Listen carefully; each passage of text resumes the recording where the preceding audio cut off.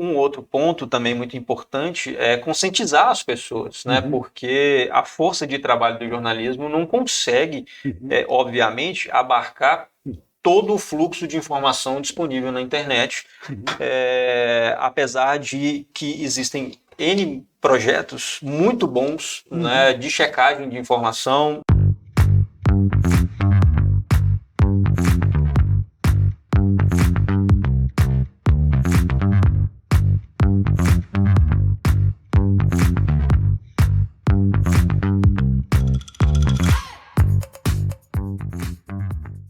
Tema do dia, jornalismo.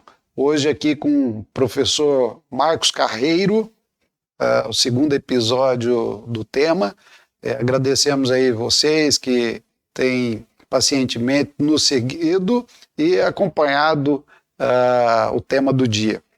Bom, o professor Marcos é formado em letras, jornalismo, atua aí na área do jornalismo político, investigativo, tem aí estudado, né, se especializado em jornalismo e dados. Hoje nós vamos seguir com algumas temáticas, ouvir um pouquinho, né, do professor Marcos. Pode ser sua opinião, professor, mesmo pode ser algo intrínseco à área. Professor Marcos, mais uma vez, obrigado por estar aqui conosco. Obrigado, professor Yuri, e é um prazer estar aqui de novo e conversando aqui com você e com a nossa audiência. Maravilha. Professor Marcos, um tema que eu queria ouvir de você, a gente tem visto muito aí na imprensa falar, né? É com relação às notícias falsas, né? A gente adotou aí o inglês, né? Fake news, e nós temos visto muitos jornalistas e pessoas que não é da área do jornalismo, né, aberto aí nas redes, né, sociais ou mesmo na imprensa, trazendo notícias falsas. Quais são as consequências dessas notícias falsas para o jornalismo e para essa audiência? Bom, uma excelente pergunta, e eu sempre gosto de começar falando assim, que no jornalismo a gente não concorda com esse termo notícias falsas, né, fake news, porque parte da premissa de que notícia depende de fatos, né, e se algo é mentiroso não é um fato, então não é notícia. Sim, então sim. A gente trabalha mais com o termo desinformação. É claro, sim, que é o termo que todo mundo conhece, é o termo que todo mundo entende, então a gente continua falando e usando também, porque o trabalho de jornalismo é simplificar e não complicar as coisas, né? Mas eu gosto sempre de fazer essa ressalva. Respondendo a sua pergunta mais objetivamente, as consequências das fake news é uma consequência muito grave para a sociedade, né? Porque você leva as pessoas a um entendimento daquilo com base naquilo que não é real, e que às vezes é intencionalmente mentiroso.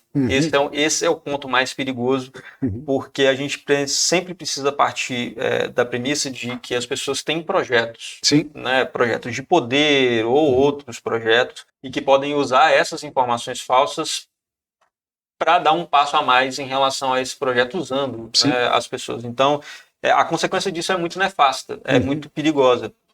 Para o jornalismo, o maior desafio é combater isso, né, com o jornalismo profissional, né, com informações checadas, com informação de qualidade. E aí um outro ponto também muito importante é conscientizar as pessoas, né, porque a força de trabalho do jornalismo não consegue, obviamente, abarcar todo o fluxo de informação disponível na internet, apesar de que existem N projetos muito bons, né, de checagem de informação, né? Existe uma área do jornalismo hoje especializada em fact-checking, né, que é essa checagem de informação, que é uma coisa até redundante, porque o jornalismo checa a informação mesmo, né? Mas agora especializada mesmo na checagem de informações que chegam por redes sociais, principalmente pelo WhatsApp. Eu estava ouvindo outro dia um podcast que falava justamente sobre uma iniciativa na África do Sul, de checagem de informação, disparando essas informações checadas de qualidade também pelo WhatsApp, justamente para que tenha aqui a facilidade de a pessoa encaminhar. Então, no Brasil existem também vários projetos nesse sentido, justamente para que a gente facilite as pessoas a compartilharem informação de qualidade. Né? Porque, assim, um grande problema é que a pessoa, às vezes, trabalha o dia inteiro, aí ela vai chegar em casa, ela não vai ligar o computador para ler, para abrir a página de um jornal e ali ter acesso à informação de qualidade. Às vezes ela está muito cansada, né? A gente passa por isso também, né? Então, o principal desafio hoje é facilitar o acesso à informação. Né? Se a gente consegue jogar essa informação no celular da pessoa, que ela, ao invés de ir atrás, receber essa informação, é um ponto que talvez facilite isso. Muitas vezes a gente vê informações verdadeiras, mas inseridas em contextos ou tempos, né, diferentes. Né? Há pouco eu recebi informação sobre uma barreira de hidrelétrica, né, com nível baixo, só que a hora que você vai checar a informação, ela é jornalística, ela é uma informação verdadeira, mas em um contexto diferente, né? De uma outra época. De uma outra época. Então a gente está falando de informação de 5 anos atrás que está sendo colocada dentro de um contexto atual. Né? Não é uma...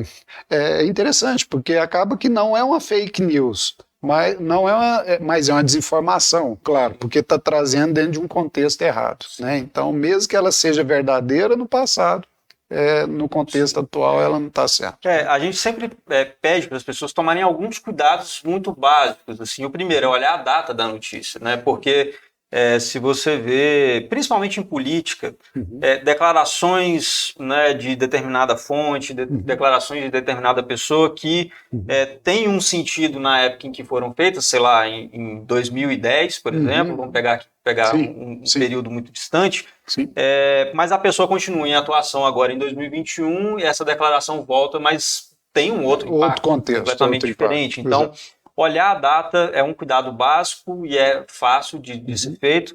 E uma outra coisa que é também básica é ler né, a informação antes de repassar. Principalmente você que recebe coisas em grupo de família no WhatsApp, né? Essas coisas. Tira um tempinho ali, clica no link, vê onde que está, né, que fonte que é confiável, não é, tem credibilidade, não é conhecido, não é. Coisas desse tipo que são... que você pode fazer rápido, que são básicas e previne né, você de disseminar informação falsa. Bom, eu sou de uma geração que passou aí pela transformação tecnológica, revolução tecnológica, a entrada do microcomputador, do computador pessoal, depois a internet, depois a banda larga, depois os smartphones, e nessas 3 décadas, né, que trouxe uma revolução tecnológica imensa, a gente tem visto as pessoas também se transformar.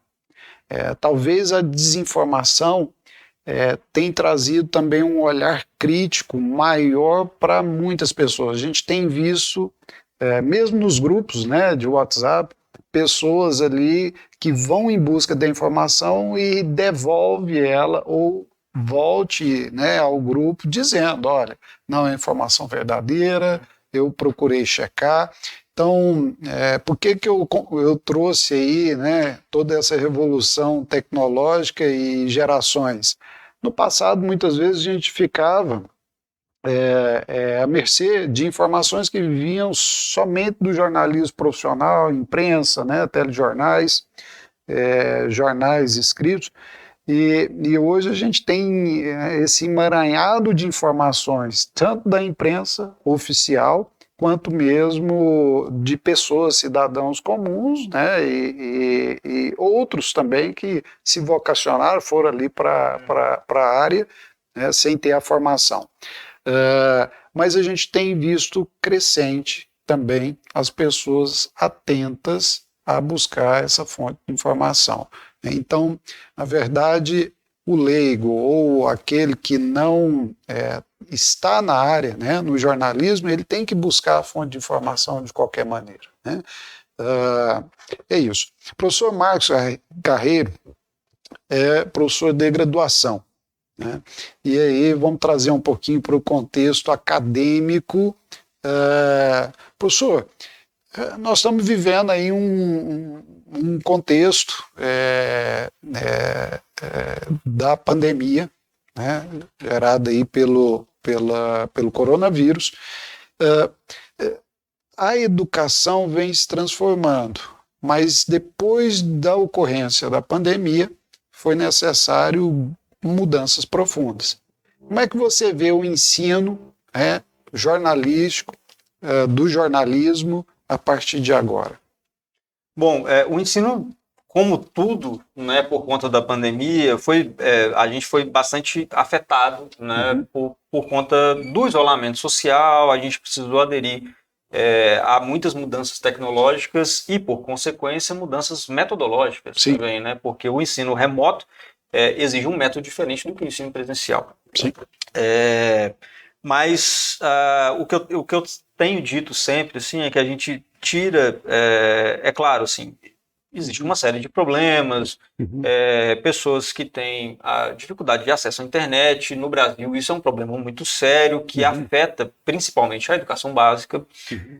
No ensino superior, a gente tem uma realidade talvez um pouco diferente, por conta, né, de uma série de questões. Mas eu fiz esse contexto todo para dizer que a gente tira algumas lições positivas de tudo isso, né? No ensino, especificamente falando, a gente consegue, por meio do ensino remoto, fazer uma otimização de uso de ferramentas, por exemplo, né? No caso do jornalismo, e aí eu vou falar aqui especificamente da minha área, né? Da área que eu leciono, que é a mais ligada a texto. Você consegue fazer fóruns de debate ali, né, simultaneamente. Eu acho que facilita um pouco o acesso também para aquele aluno que às vezes saiu tarde do trabalho ou algo nesse sentido e consegue ainda assim entrar na aula. E você consegue, enfim, né, otimizar algumas ferramentas de ensino que são importantes. Para o jornalismo, e aí entrando um pouco na prática, eu acho que a pandemia acelerou algumas mudanças, né, que já estavam em curso, né, que já vi que iriam acontecer, mas que foram forçadamente aceleradas. E um ponto principal são entrevistas remotas, por exemplo, né? Porque às vezes uma entrevista era inviabilizada com um político, por exemplo, um deputado federal que fica muito em Brasília, né? Porque ele estava em Brasília e a gente está em Goiânia. Sim. E agora você consegue fazer isso, ficou mais naturalizado, não orgânico, que fosse um problema, né? antes, exatamente. Não que fosse um problema antes, mas as pessoas tinham alguma resistência a isso, né? Agora ficou mais, para usar a palavra que você usou, orgânico. Ficou mais natural. Então, eu acho que essa é uma lição positiva, fora outras questões de própria rotina mesmo, de trabalho, né? E home office, enfim, uma série de questões. Então, é sempre importante a gente tirar algumas lições positivas, né? Claro, tem problemas, coisas que ainda precisam ser corrigidas, mas eu acho que a gente está num caminho para conseguir acertar tudo isso. Bom, é isso aí, gente. Professor Marcos Carreiro, mais uma vez, prazer tê-lo conosco. Você que está nos assistindo, se tem gostado dos conteúdos, compartilhe, siga o canal, compartilhe aí com seus amigos, aperte aí no sininho, no alerta. Vejo vocês na próxima semana. Um grande abraço. Tema do dia: jornalismo.